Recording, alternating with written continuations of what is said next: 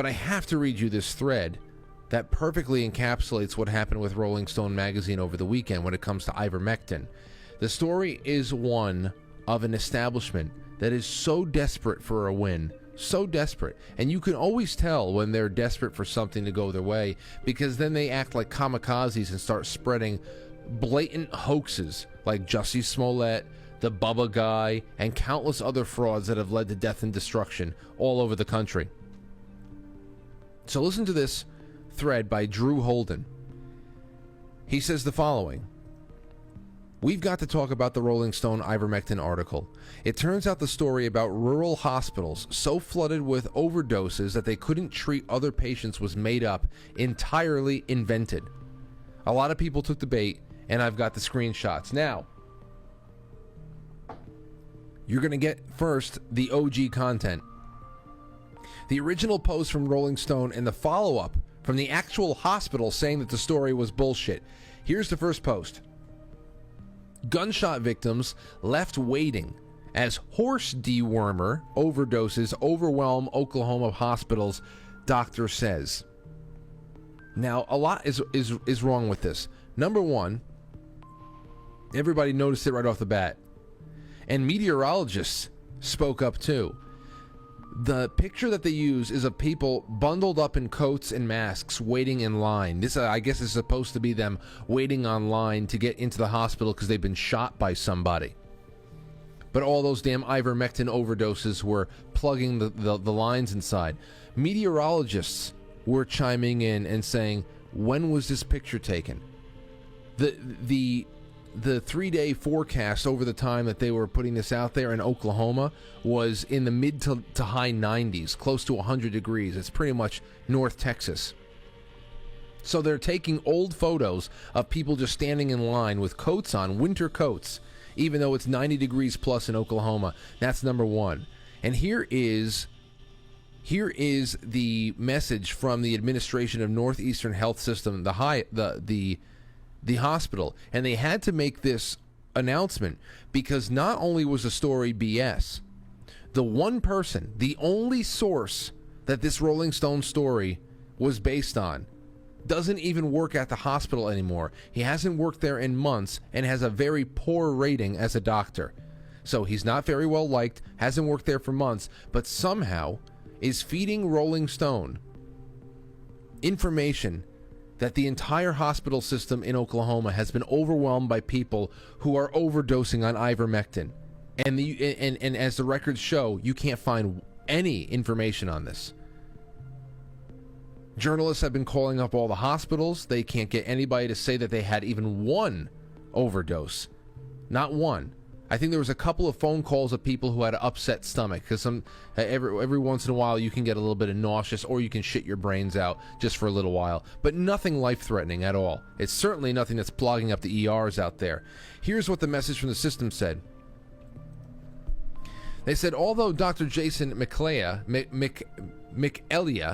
is not an employee of NHS Sequoia, he is affiliated with the medical staffing group that provides coverage for our emergency room. With that said, Dr. McElia has not worked at our Salsaw location in over 2 months. NHS Sequoia has not treated any patient due to complications related to taking ivermectin. This includes not treating any patients for ivermectin overdose. All patients who have visited our emergency room have received medical attention as appropriate. Our hospital has not had to turn away any patients seeking emergency care. We want to reassure our community that our staff is working hard to provide quality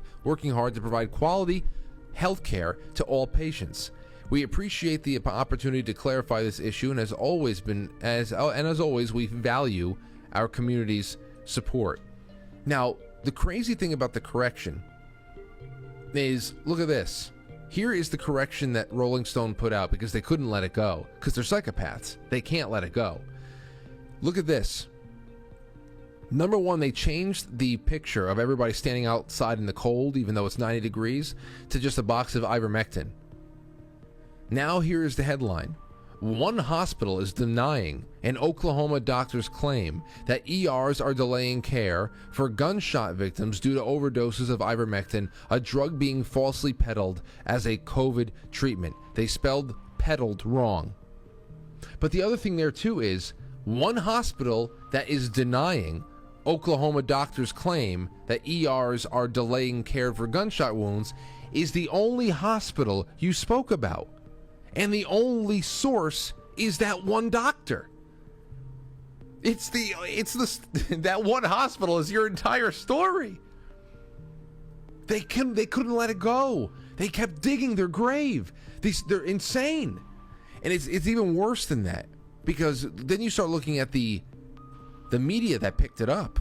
Here you go. It wasn't just a single story out there either. Plenty of other places pick up the story too. We're back to Drew Holden, with no additional sourcing or research. Business Insider parroted the scoop that wasn't true to begin with. Then the real champion of this tall tale was MSNBC, of course. Rachel Maddow, with her blinky Morse code eyes, was out there.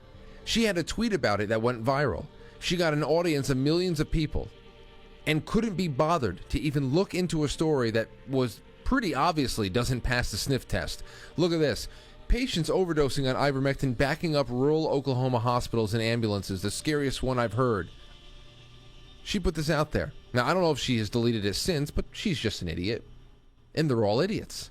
They're willing to do anything. They will throw themselves in front of a proverbial train to make this work.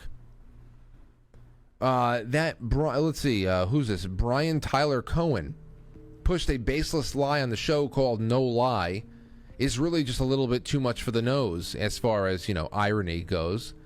We even had an executive producer from MSNBC push the story that wasn't. Her name is Lauren Peikoff. You know what's a good way to not be derisively referred to as fake news? Stop pushing fake news. For some reason, British outlets went all in on this too. Will we get any apologies from The Guardian or Daily Mail UK? No. I just really don't understand this, Drew Holden continues. I really don't understand why seemingly real news outlets like Newsweek, Daily News, New York Daily News, The Hill, didn't bother to even look into the story before they pushed this narrative. Didn't it sound odd? Wasn't it worth investigating? Maybe make a single phone call? Of course they knew it was odd. The problem is once it's said, then most people will never see the retraction.